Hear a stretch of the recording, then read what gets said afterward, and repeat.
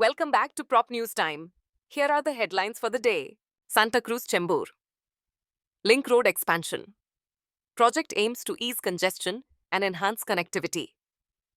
The Santa Cruz Chembur Link Road, SCLR, has significantly improved east-west connectivity in Mumbai, cutting travel time between Santa Cruz and Chembur from nearly 2 hours to just 17 minutes. The ongoing extension aims to ease congestion further and introduce additional direct links, with the project cost rising to 650 to 670 crore due to delays. It features Asia's first curved cable-stayed bridge and new routes connecting Kurla to Vakla Junction and Chembur to Vailpale. Once completed, it is expected to reduce congestion in key areas such as the Bandra-Kurla Complex, BKC, and Vakola by 30%, offering a smoother commute across the city. The final phase is anticipated to be completed in the coming months. Visakhapatnam Master Plan. 500 crore road projects and metro integration to reshape infrastructure. Visakhapatnam's 30-year master plan is set for finalization within 4 months, focusing on urban infrastructure, sustainable growth, and public participation. The plan includes 500 crore investment for 35 new roads to ease congestion, especially near Bhogapuram International Airport. The Visakhapatnam Metro Rail project will enhance urban mobility, following successful models in Bengaluru and Hyderabad. Upgrades in water supply and drainage will tackle shortages, inspired by Chennai and Hyderabad's initiatives. Overseen by VMRDA, the plan ensures public consultation via online access, promoting transparency. Balancing industrial growth and environmental sustainability, the initiative aims to modernize Visakhapatnam's urban landscape. Ahmedabad. Plot prices along riverfront rise by 8,824 per skmkis in 3 months.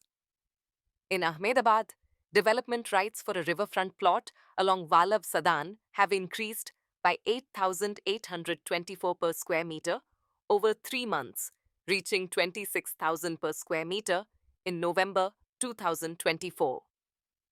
A new request for proposal, RFP, for a food park at another, Vallav Sadan plot, now sets the base price at 32,500 per square meter, according to the Sabarmati Riverfront Land Disposal Policy.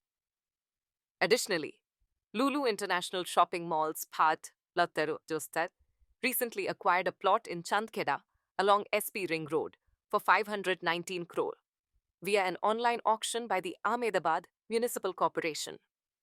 CBRE. 51% of Asia-Pacific office space now green certified, marking a 6.5% annual increase. CBRE's report, Decarbonizing Asia-Pacific's Office Buildings, reveals that 51% of the region's office space now holds green building certification, a 6.5% increase year on year.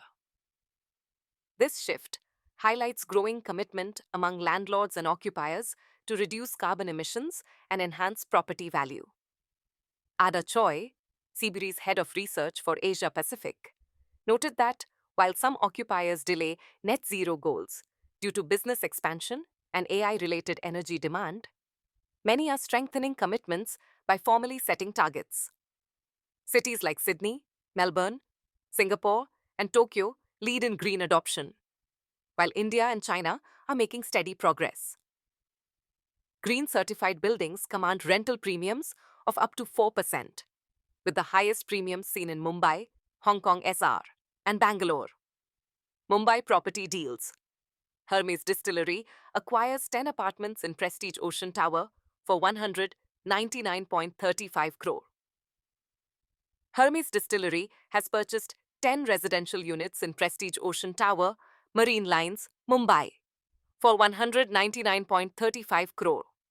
The total built-up area of the apartments is 25,650 socked feet, with each unit offering a carpet area of 2,482 sqft and a built-up area of 2,565 square feet. The deal, registered in January 2025, reflects a per unit price between 19.39 crore and 20.54 crore. Each apartment has 3 parking spaces for a total of 30 parking spaces, and the total stamp duty paid is 11.96 crore. Prestige Ocean Tower, developed by Prestige Projects, is located on a 2.3-acre site and features 2 and 3 BHK residences. India's commercial real estate sees record office leasing driven by the BFSI sector. India's office market saw record leasing activity in 2024, with the BFSI sector playing a pivotal role in driving demand, according to JLL. Companies expanded their presence by acquiring office spaces for bank branches, back offices, and financial operations. Global Capability Centers, GCCs, also contributed significantly, with BFSI's share in GCC leasing rising to 25.2% in 2024, making it the second largest segment after technology. Key cities have emerged as specialized BFSI hubs, with Mumbai maintaining its dominance, Delhi NCR leveraging its strategic location, and Bengaluru attracting fintech players. Hyderabad, Chennai, and Pune are also witnessing significant growth, supported by their respective industry ecosystems. India's fintech market, projected to reach approximately $1.5 trillion by 2025, is reinforcing the BFSI sector's growing presence in the commercial real estate landscape. Mumbai property deals. Akshay Kumar sells 2 Oberoi Sky City apartments for 6.6 crore. Bollywood actor Akshay Kumar has sold 2 apartments in Oberoi Sky City, Borivali East, for 6.6 crore.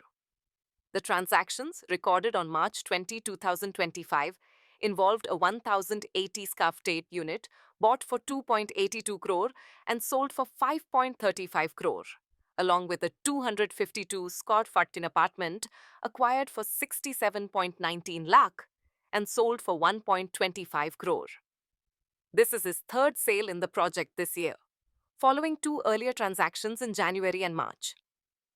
Oberoi Sky City, a ready-to-move-in development, has witnessed significant market activity, with 208 sale registrations worth 818 crore in the past year. DLF strengthens portfolio with 100% acquisition of DLF Urban for 497 crore. DLF has acquired nearly 50% of its subsidiary, DLF Urban Private Limited, from Singapore's Reco Greens for 497 crore, securing full ownership. Reco Greens, affiliated with Singapore's Sovereign Wealth Fund GIC, previously held a minority stake in DLF Urban, which has developed the luxury residential project One Midtown in New Delhi. The acquisition was formalized through a securities purchase agreement on March 25. With this transaction, DLF Urban is now a wholly owned subsidiary of DLF Home Developers and DLF Limited. Separately, DLF has outlined plans to invest 40,000 crore in completing ongoing housing projects and expanding its commercial real estate portfolio. Rajasthan completes 20 lakh houses under PMAY, boosting rural housing and economic growth. The Rajasthan government has successfully constructed 20 lakh houses under the Pradhan Mantri Awas Yojana, PMAY, enhancing affordable housing for economically weaker sections. Agriculture Minister Shri Kirori Lal Meena highlighted the scheme's transparency, direct fund transfers, and geotagging for progress monitoring. Rajasthan joins Madhya Pradesh and Uttar Pradesh in achieving major housing milestones. Despite challenges in land documentation and funding delays, the state is resolving issues to accelerate construction. The initiative has also generated rural employment, supporting local economies. The government aims to expand PMA coverage, ensuring housing for all, while integrating it with other welfare programs. Madras High Court dismisses a plea against tidal park construction in Madurai. The Madras High Court recently dismissed a petition challenging the construction of tidal park in Madurai. The petitioner, R. Mayilsamy, argued that the land was originally classified as a water catchment area. However, the court noted that the land had been reclassified in 1981 for a fertilizer yard and allotted for the tidal park project by the Madurai Corporation. Despite acknowledging the original classification, the court ruled that the reclassification, which occurred 44 years ago, allowed the construction to proceed. BMC orders evacuation of structurally unsafe CI-rated building in Santa Cruz. The Brihanmumbai Municipal Corporation, BMC, evacuated residents from Souza Mansion in Santa Cruz, a C1-rated building deemed dangerous. The structure, which had been under scrutiny for its deteriorating condition, was vacated with police assistance to ensure compliance. Residents who had been resisting relocation expressed concerns over inadequate alternatives. The building's structural integrity had been questioned following recent municipal audits, categorizing it as unsafe. Despite opposition from occupants, the civic body proceeded with the eviction to prevent potential hazards, marking another instance of BMC's ongoing efforts to address Mumbai's aging infrastructure. Mumbai. News. EDE launches money laundering probe into INR 1,600 crore Nalasopara land grab case. The Enforcement Directorate, ED, is investigating an alleged land grabbing and money laundering case involving unauthorized buildings in Nalasopara, constructed on public land. The case involves the demolition of 4 buildings by the Vasai Virar Municipal Corporation, VVMC, in January, following a Supreme Court order that deemed them illegal. Authorities claim that the accused fraudulently acquired land, constructed 41 buildings, and sold flats worth INR 1,500, 1,600 crore. This led to the eviction of 2,500 families, a matter recently debated in the Maharashtra state legislature. The agency suspects that the funds from these sales were laundered through various channels, prompting a deeper probe into the money trail. Demarcation of 1,075 acres of JDA land in Jammu, still pending after 50 years. The Jammu and Kashmir government has yet to complete the demarcation and handover of 1,075 acres of land to the Jammu Development Authority, JDA, despite transferring over 10,122 acres to the agency nearly 50 decades ago. A total of 80,976 canals, 10,122 acres were allotted to JDA, including Nazul and state lands in Jammu and Samba districts. However, around 32,387 canals are under water bodies. 12,202 canals fall under forests, and 36,220 canals are classified as agricultural and other land types. So far, 72,373 canals, 9,046 acres, have been demarcated, with 8,602 canals, 1,075 acres, still pending. The government plans to fence land once demarcation is finalized. A 2015-16 CAG report had flagged large-scale encroachments and urged immediate action. Since its inception in 1971, JDA has developed 14 housing colonies and regularized 31 unauthorized colonies over the years. MCG to file FIRs against violators, resuming construction after seal breaches in Gurugram. The Municipal Corporation of Gurugram, MCG, will now register FIRs against property owners who tamper with seals placed on unauthorized constructions and resume work. The move follows multiple complaints, including a recent incident in Zone 2, where an owner broke the seal and restarted construction. MCG officials have been directed to conduct inspections and file police complaints in such cases. Under the Haryana Municipal Corporation Act of 1994, illegal constructions must be identified, sealed, and demolished if necessary. Notable cases include a 7-story illegal structure sealed in Sector 39 in February 2024, and another violation reported in Sector 52 in October 2024, where unauthorized floors were being added beyond approved limits. Orera Finance, Bhubaneswar, Realtor INR 62 lakh for violating parking order in Shankarpur project. The Odisha Real Estate Regulatory Authority, ORERA, has levied a fine of INR 62 lakh on a Bhubaneswar-based realtor for failing to provide proper car parking space to a home buyer in a Shankarpur real estate project. This marks the first instance where ORERA has penalized a builder for inadequate parking. The penalty stems from the realtor's non-compliance with a September 2021 ORERA order, which directed the provision of a covered parking spot. The builder's appeal to the Odisha Real Estate Appellate Tribunal was dismissed. A subsequent site inspection in December 2024 confirmed that the allotted space was inaccessible and unfit for parking. Citing Section 63 of the RERA Act, ORERA calculated the penalty at INR 5,000 per day from September 2021 to date. Housing Minister urges real estate agents to boost transparency for INR 85 lakh crore growth. During NR India's annual convention, Housing and Urban Affairs Minister Shri Manohar Lal called on real estate agents to enhance transparency and trust in their dealings, vital for the sector's projected growth to INR 85 lakh crore by 2030.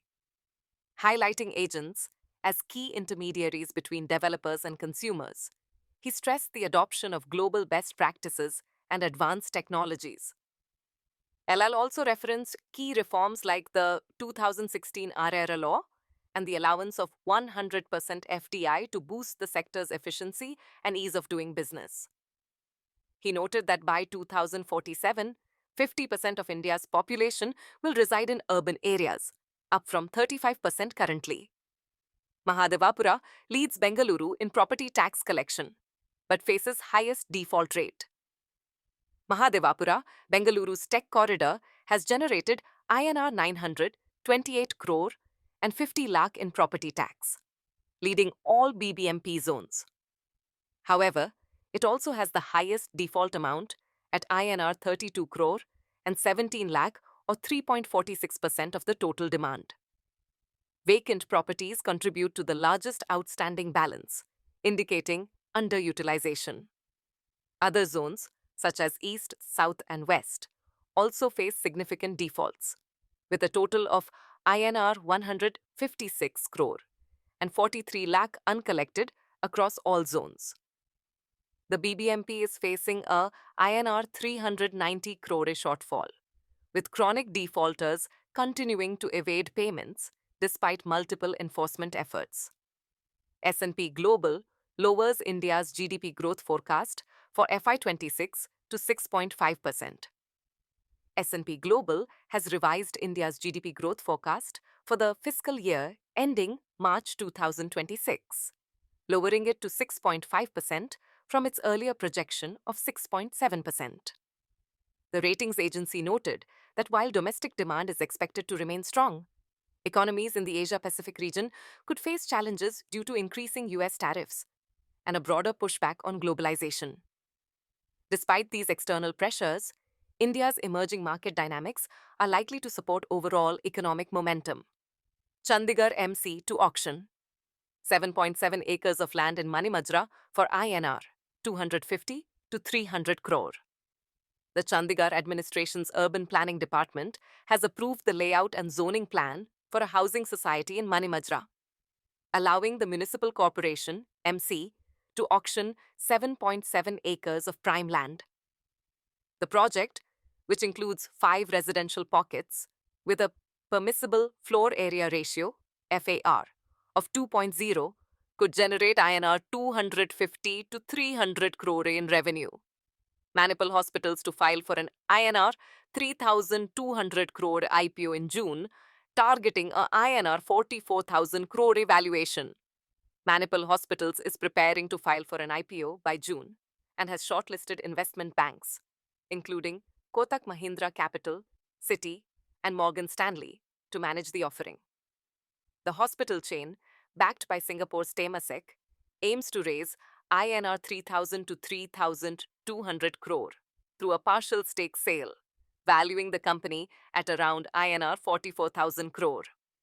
The IPO will help Temasek partially exit its investment after acquiring a majority stake last year. Manipal Hospitals, founded in 2009, operates 30 hospitals across India with over 9,500 beds. It is anticipated that the listing will rank among the biggest in the healthcare industry in recent years. Mumbai's road concretization to finish by May 31. Full city coverage by 2027, Maharashtra. Chief Minister Shri Eknath Shinde has announced that all street concretization work in Mumbai will be completed by May 31. The initiative, which began in January 2023, covers over 20 major roads and has faced criticism over delays and disruptions. In a recent review meeting, Shinde assured MLAs that the project would be expedited and addressed concerns regarding road quality and slow execution. Deputy Chief Minister Shri Devendra Fadnavis also emphasized the government's commitment to achieving the full concretization of Mumbai's roads by 2027. Mumbai's Elphinstone Rob to close by April 10 for reconstruction. Improving East-West Link Mumbai's historic Elphinstone Road overbridge. Rob, built 125 years ago during the British era, will be closed by April 10, 2025, to make way for a double-decker bridge under the Sevri-Worli Elevated Connector project. The MMRDA has nearly completed all clearances, including one from Mumbai Traffic Police, to begin demolition before the monsoon season. The ROB connects Prabhadavi and Parul, both key commercial and hospital zones. Traffic diversions via Curry Road and Tilak Bridge and new pedestrian FOBs will aid movement. One level of the new bridge is expected by April 2026, promising improved long-term connectivity and safety. Bengaluru plans second airport to boost connectivity as KIA nears full capacity.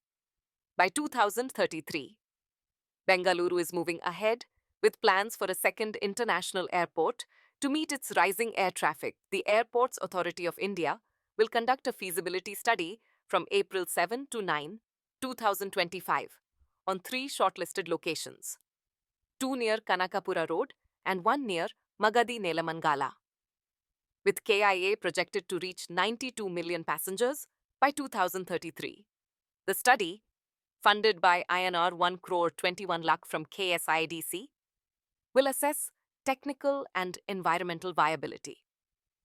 The move anticipates the end of a 150-kilometer exclusivity clause by 2033.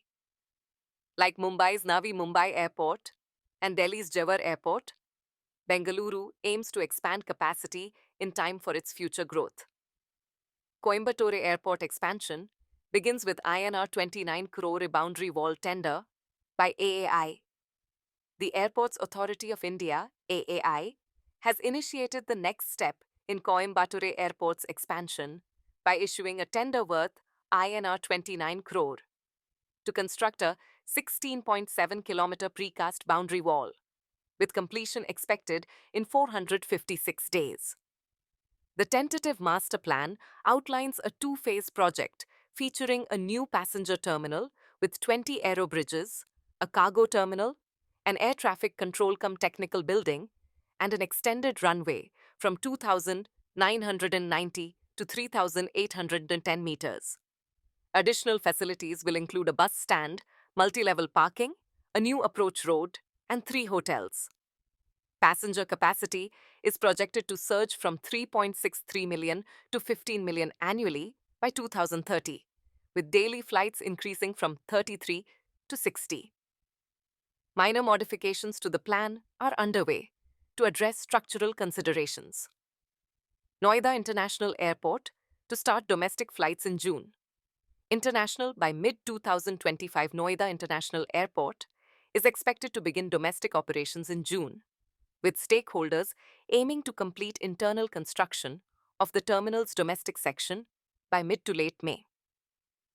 Regulatory clearances are anticipated between May 15 and 25, after which trial operations will commence, requiring an additional 2 to 3 weeks for full functionality.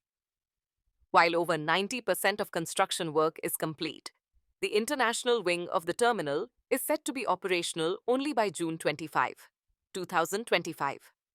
Authorities will conduct security inspections before granting approvals. Meanwhile, the Air Traffic Control (ATC) tower is scheduled to be functional by mid-April, facilitating smoother coordination.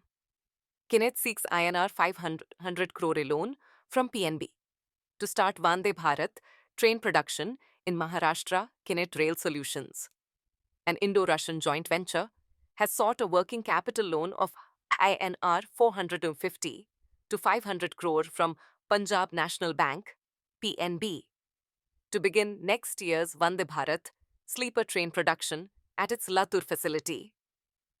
Backed by Russia's Sberbank Rossi as a guarantor, the company plans to manufacture 120 semi-high-speed trains under a contract awarded in September 2023.